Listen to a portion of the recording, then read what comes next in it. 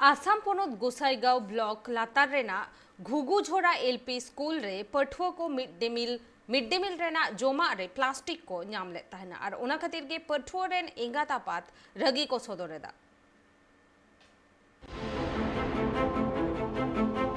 सानाम पोनोत को रगे पोनोत सरकार आंदे लेकाते आटू टोठा करे इतुन असड़ा से जगेर बिरदागार को चचलाक कना और ओना इतुन असड़ा करे हुडिंग हुडिंग पाठक पाठकिया को सेचेत कातेद आको नागाम आगाम होको तैयारेआ अक्तो जानी मेनखान बडाय जोंग कथा कना बांगमा आटू टोला रेदो जास्ती काते आदिवासी थोकरिन गिदरा कोदो रेंगे नाचार ओड़ा रिन गिदरा को ताहेना और उनको गिदरा के जास्ती काते सरकार इतुन असड़ाते चचलाव रना रास्का ताहेन ताकोआ मेनखान उनका लेका के मिड इतुन असड़ा रना चितार साब रकाबना ट्राइब टीवी ना आरसी रे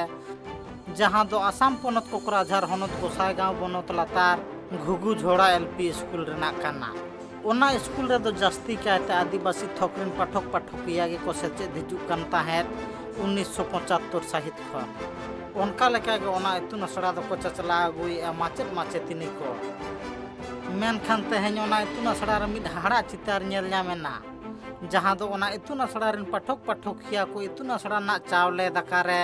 प्लास्टिक को ᱧᱟᱢᱮᱜᱼᱟ और ओना बाबद गे माचेतिनिया लई निया दम कड़ा पे चंदुना एलोट ले ᱧᱟᱢ का निया दमा आटिंग रेगे नोआ चावले दोले ᱧᱟᱢ कदा जखन दका तुले हमना उनका चापी कना और ओना जावरा लेखाय गे लो लेका ना दो लाठा कना लाठा लाठा अदो नोआ गे इंदो संदेह जनक इन बुझेदा नोआ चावले जमते गिद्रा को जहाना असुविधा हुई दाड़े मी दिन हिल तामते गार्जियन को इनको सबेया तो ओना गे असुविधा इन बुझेदा बई ले का निया गे फर्स्ट टाइम ले ᱧᱟᱢ का निया दम गे चितान से दो मिसाल मिसाल बुझे कना जतो दो बांग उनकाना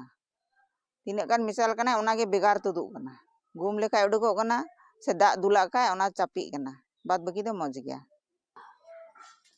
नेल मा उनका गे नेलो कना ते हर जहां खबर सबर हताव केदा हमने बारे बारे ते मेंदा को विटामिन विटामिन तो जतो चालू रे तहन जरूरत तो हमा बिगार गया चावली गे बिगारो कना तो चेलकान विटामिन हुई नहीं बई बुझे दाड़े गनी नोआ दो नोआ गे लय जरूरा संदेहजनक जिनिस कना सद भविष्यत गिद्रा को असुविधा हुई दाड़ेवा ओना चितारे उनको थोड़ा दायित्व हता जरूर को बड़ा जोंग कथा कना बांग मानवा इतुन असड़ा रना सेचेत साव सावते चावले इदी कते आयमा धाव गे राजा रिना मोलिया ठन को नाली सका मेनखान ओना एटकेटोणे को नित धाबित दो बांग सोलहे कना मेनते अतु हड़ा ले और ओना खातिर गे अतु हड़ को ले के बांग मा उसारा सहित नोआ एटकेटोणे सोलहे बाबत सरकार पाहटा सेन खन बंदेज हतामा bureau report tribe TV West Bengal पोनोत जाम्बुनी बोनोत ओरो अतुरेना जाहेरगार रे समाज इदी काते मिटन गापाल माराव को दोलेदा जहां दो मारे नागले और नावा नागले इदी काते को गापाल माराव केदा जहां रे झारखंड पोनोत साउते वेस्ट बेंगल रेन 34 गोटांग मझी होपन सेटर को ताहे कना ओना ठाव रे नावाते नायके बाबा को तैयार के हुआ बाड़ाई जो कथा कना बांगमा नोआ दो समाज रेना नियम गे कना जहां खातिर ते मझी मपझी को आते गे नोआ कमी होना दो को तोराव केदा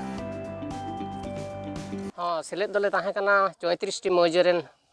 ये मझी मापाजी साथे गिद्रे को हां सात दो होई लेना 17 सेट प्राय कमी सुत सुत तेगे 8टा 8:30 बजाव गन हां आडी नपाय तेगे कमी दो सुत कना कमी होरा दो नोआ गे साब एना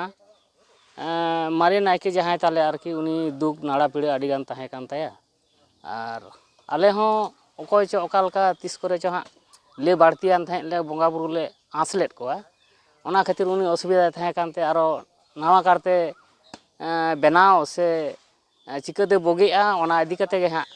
बंगा बुरु दोले हाके डाकेलेट कोआ हैं कमी होरा दो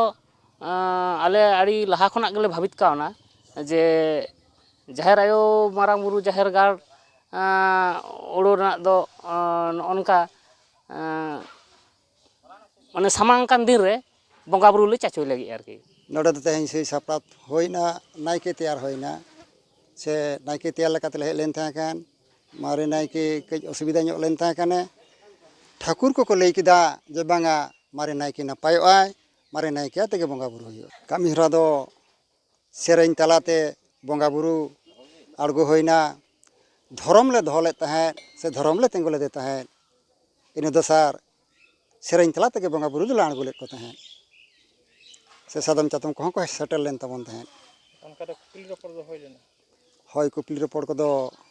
ᱦᱩᱭ ᱫᱚ ᱦᱩᱭᱮᱱ ᱜᱮᱭᱟ ᱱᱟᱝ ᱟᱵᱚᱨᱮᱱ ᱟᱨᱚ ᱜᱚᱢᱠᱮ ᱠᱚᱠᱚ ᱛᱟᱦᱮᱸ ᱠᱟᱱᱟ ᱥᱟᱫᱚᱢ ᱪᱟᱛᱚᱢ ᱠᱚᱴᱷᱮᱱ ᱫᱚ ᱩᱱᱠᱩ ᱜᱮ ᱠᱩᱠᱞᱤ ᱠᱚᱫᱚ ᱠᱚ ᱫᱚᱦᱚ ᱞᱮᱫᱟ